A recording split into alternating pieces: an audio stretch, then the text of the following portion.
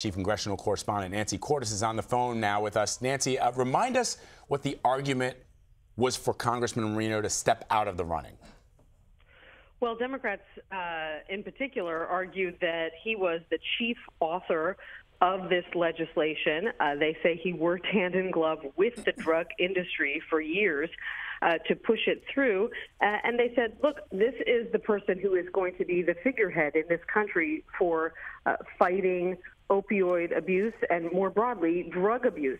And, who worse to be that figurehead than someone who, whether in reality or in perception, is cozy with the drug companies that Democrats and Republicans now say have flooded the market with these addictive opiates, and they believe that the DEA needs more power, not less, to crack down on these suspicious shipments. So, Nancy, now everyone's taking a closer look at Marino. And I know, for one, I was sort of surprised that a drug czar had not actually been appointed yet, considering this was one of Donald Trump's big campaign promises. How far along was Marino in the process? And do you expect, Congress and some of his fellow lawmakers to be taking a much closer look at his record now? Well, it's interesting because, as you point out, the president has said that this is a priority. Just yesterday, he claimed that he was going to take action next week, that he was possibly going to declare it a national emergency.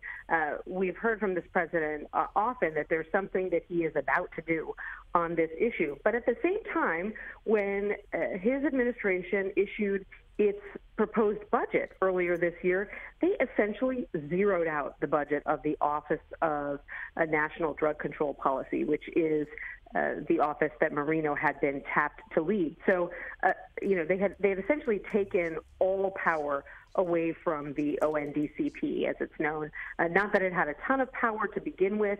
That really resides with DEA and with the Department of Justice and, of course, local law enforcement. But still, like the Surgeon General, he was someone who, in administrations past, would have had a high-profile role and would have worked to bring the various assets within the government together to tackle the drug abuse. So the fact that the Trump administration, on one hand, is saying this is a really big problem we want to tackle, and on the other hand, saying, but we're going to sap this agency of all of its money if we get our way.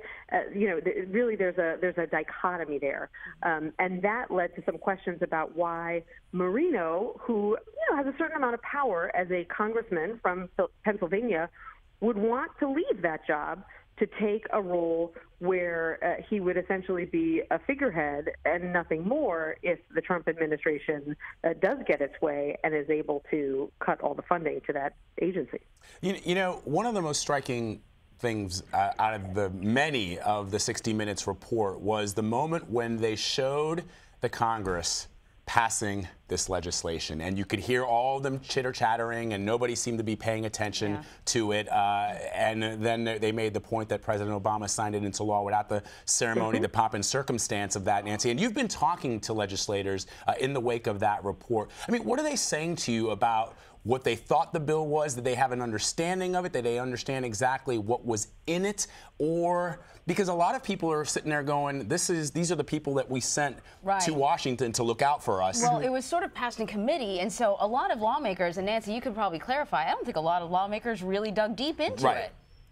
Right. And, this is not a black and white issue. There are a lot of lawmakers, Democrats and Republicans, who had a hand in writing this legislation and sponsoring this legislation. And many members who I talked to yesterday were sort of scratching their heads to figure out, well, wait a minute, if, as whistleblowers say, this really does tie DEA's hands, why did DEA basically give up its opposition to the bill? Why did they work with Congress at the end of the day to tweak some of the language in the bill? Why didn't DOJ stand up and wave its arms?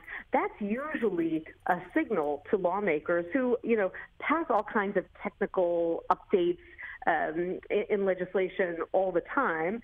And, yes, in a perfect world, everybody would read every word. But the reality is that a lot of this language is very technical, and they often rely on the relevant agencies to stand up and say, hey, we've got a problem with this. You need to look closer. That wasn't happening, so those red flags didn't go up. And they also rely on their fellow lawmakers who are on the relevant committees that pass this legislation first out of committee to say, we've got big concerns here. Let's take a step back and look at this.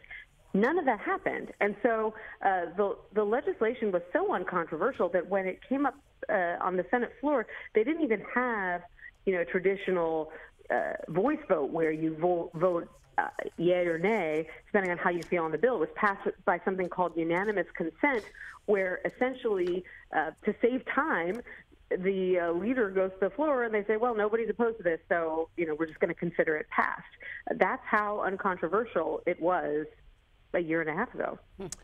Just fascinating. Nancy Cordes, thank you so much for joining us. Again, if you're just joining us, the president making the announcement on Twitter that Representative Tom Marino, who had been picked by the president to be the drug czar, is withdrawing his name from consideration.